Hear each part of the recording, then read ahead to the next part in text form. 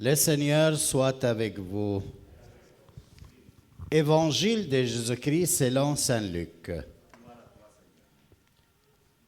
Les publicains et les pécheurs venaient tous à Jésus pour l'écouter.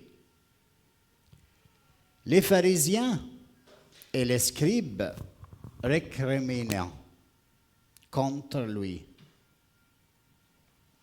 Cet homme fait bon accueil aux pécheurs et il mange avec eux.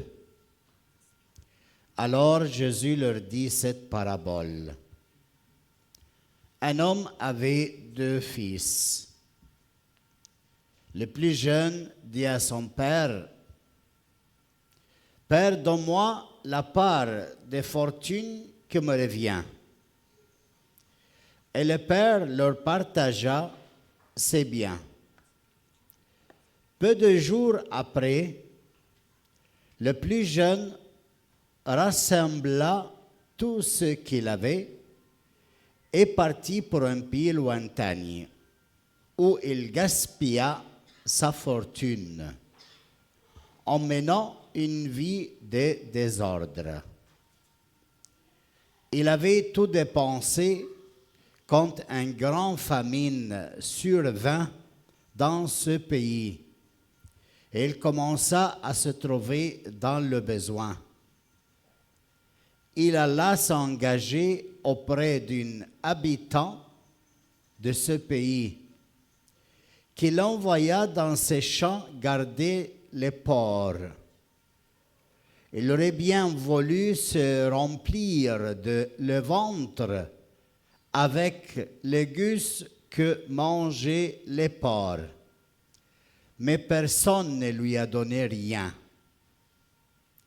Alors il rentra en lui-même et se dit, « Combien des ouvriers de mon père ont du pain en abondance, et moi aussi je meurs de faim. Je me lèverai, j'irai vers mon père, et je lui dirai, « Père, j'ai péché contre le ciel et envers toi. Je ne suis plus digne d'être appelé ton fils. Traite-moi comme l'un de tes ouvriers. » Il se leva et s'en alla vers son père. Comme il était encore loin, son père l'aperçut et fut saisi de compassion. Il courut, se jetait à son cou et le couvrit de baisers. Le fils lui dit, « Père, j'ai péché contre le ciel et envers toi. Je ne suis plus digne d'être appelé ton fils. » Mais le père dit à ses serviteurs, « Vite, apportez le plus beau vêtement pour l'habiller. Mettez-lui une bague au doigt et des sandales aux pieds. Allez chercher le veau gras, tuez-le, mangeant et festoyant, car mon fils que voilà était mort et il est revenu à la vie. Il était perdu et il est retrouvé. » Et ils commencèrent à festoyer. Or, le fils aîné était au champ. Quand il revient et fut près de la maison, il entendit la musique et les danses. Appelant un des serviteurs, il s'informa de ce qui se passait.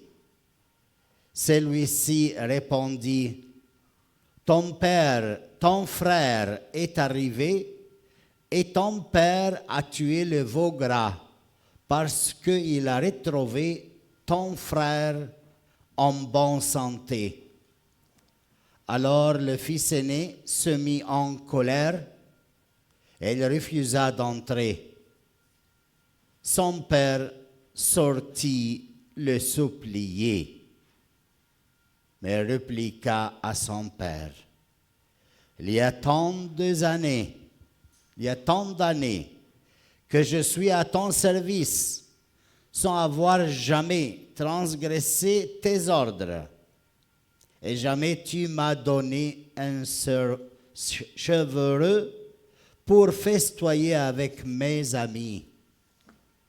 Mais quand ton fils, que voilà, est revenu après avoir dévoré ton bien avec des prostituées, tu as fait tuer pour lui le veau gras. Le père répondit, toi, mon enfant, tu es toujours avec moi, et tout ce qui est à moi est à toi. Il fallait festoyer et se réjouir, car ton frère, que voilà, était mort, et il est revenu à la vie. Il était perdu et il est retrouvé. Acclamons la parole du Seigneur.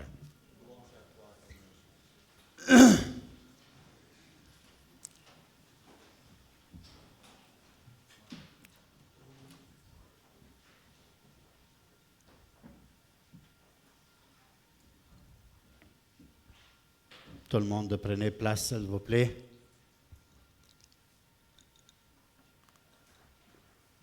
Asseyez-vous. Voilà aujourd'hui, 4e dimanche de temps du carême. C'est le dimanche de la joie. Ahad al-Farah. Pourquoi? Toujours dans le temps du carême, le 4e dimanche, l'Église, elle vient et elle coupe le temps de jeûne pour dire une seule chose. Les moyens de jeûne et de prier et les mônes ne sont pas un but en soi-même. Jamais le jeûne est un but en soi. Mais le jeûne est un moyen pour un but de fêter Pâques. Alors, on fait le jeûne, on fait le carême pour un but, lequel c'est préparer à fêter, à faire la fête. Alors, l'Église, elle vient dans le 4e dimanche du temps du carême, elle coupe et elle dit, ce dimanche est le dimanche de la joie. Parce qu'il veut nous rappeler de la fête. Il veut nous donner un morceau de fête à vivre. Pour nous dire, la vie d'un chrétien n'est pas de faire les jeûnes et les sacrifices, mais d'être, la vie d'un chrétien, c'est de faire la fête. Et voilà, on a 3 exemples pour faire la fête. Un père qui a la maison, qui a 2 garçons, et il est dans la fête. Il offre la fête dans la maison. Mais les 2 garçons, un, il veut faire la fête à sa façon, mais il n'est pas capable. Le grand, l'aîné. Il veut faire la fête comment? Il pense, si son père lui donne un cheveu, et il le prend et le mange avec ses amis. Ça, c'est sa façon de faire la fête. Il est à la maison, toujours dans la fête, mais il n'est pas content avec les fêtes des papas. Comment papa faire la fête à la maison, il n'est pas content. Il travaille à la maison comme un esclave. Et après, il souhaite un jour que son père lui dit, prends cette chevelure et va faire la fête avec tes amis. Comme aujourd'hui, tu n'es jamais content avec ce qu'il fait papa et maman à la maison. Elles te font le béchamel avec le macaroni, elles te font les choses que tu aimes à la maison, et toi, ta joie, c'est d'aller avec tes amis manger le hamburger à McDonald's. Et c'est ça. Et tu es dans la maison avec tout ce qui se passe, tu es comme un esclave.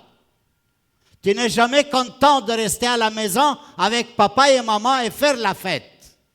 Tu as toujours une façon de faire la fête selon ta tête. Ça, c'est le nez. Que sa fête, sa joie, c'est avec ses amis dehors de la maison. Attention, réfléchissez à ça, c'est sérieux. Parce que jamais on est habitué à rester à la maison avec nos parents pour faire la fête. Et accueillir ce qu'ils présentent pour nous. Jamais. La fête pour nous, c'est de faire ce que j'ai dans ma tête. C'est d'aller avec mes amis et manger McDonald's, au Chepsi, ou je ne sais pas quelle stupidité, et laisser toutes les beautés et l'ambiance qui prépare papa et maman. Et faire les choses à notre goût personnel, qui est horrible. Ça, c'est le premier fils. Le deuxième, qu'est-ce qu'il fait? C'est la journée des enfants aujourd'hui. Mais aussi la journée des papas. Le deuxième, qu'est-ce qu'il fait? Soit un garçon, soit une fille. Et si la parabole elle dit 2 garçons, ben, tu peux avoir 2 filles, ils font pareil. Tu peux avoir 5 filles, ils font pareil. Toujours la même mentalité. Un, il a la fête à l'extérieur, et l'autre, qu'est-ce qu'il fait? Il veut quitter la maison. N'est jamais heureux à la maison. Elle n'aime pas rester avec papa et maman à la maison. Sa joie, c'est de quitter à la maison et d'avoir un appartement et vivre seul. Elle fait son expérience hors de la maison.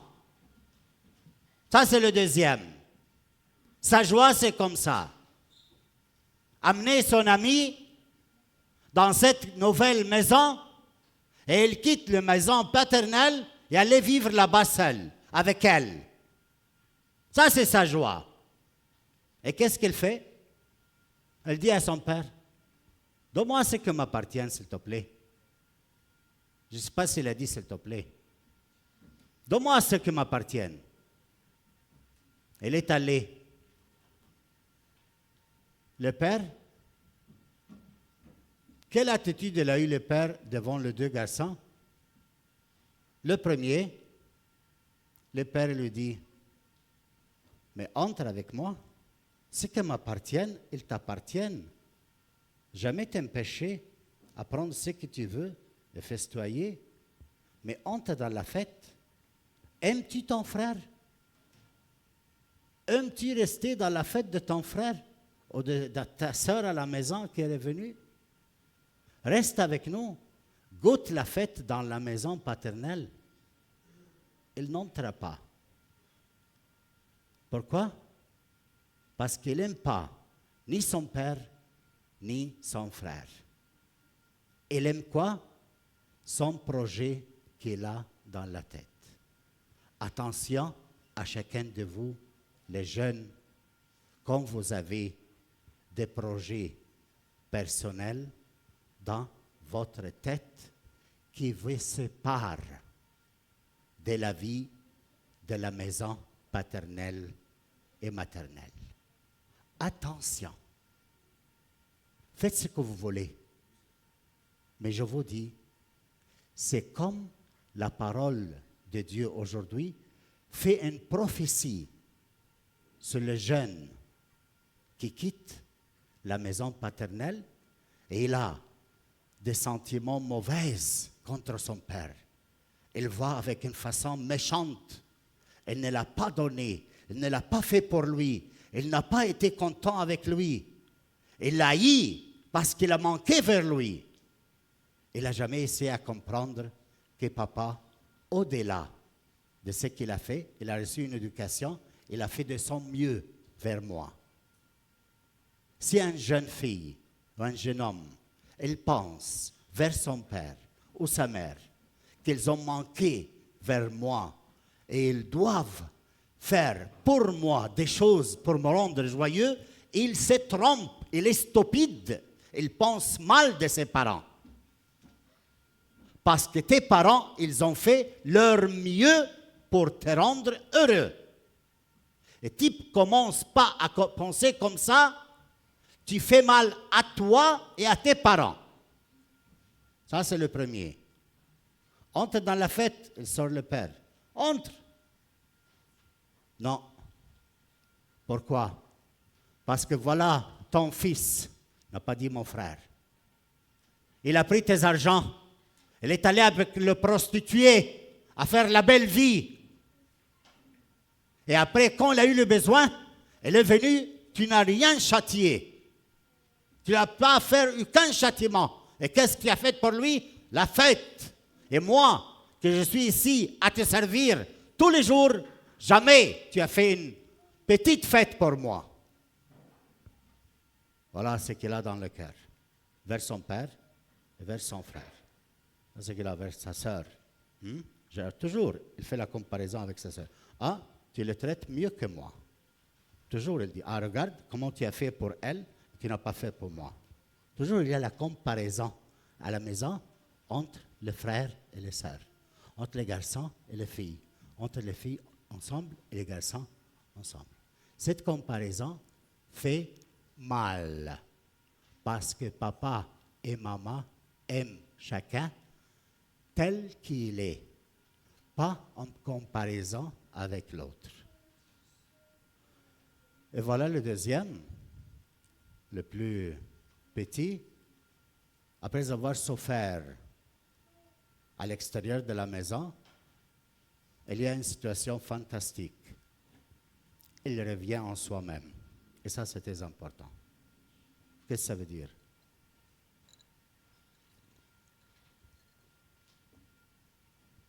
Quand il pense à l'intérieur de lui, il dit quoi? Voilà les serviteurs à la maison de mon père, ils vivent mieux que moi.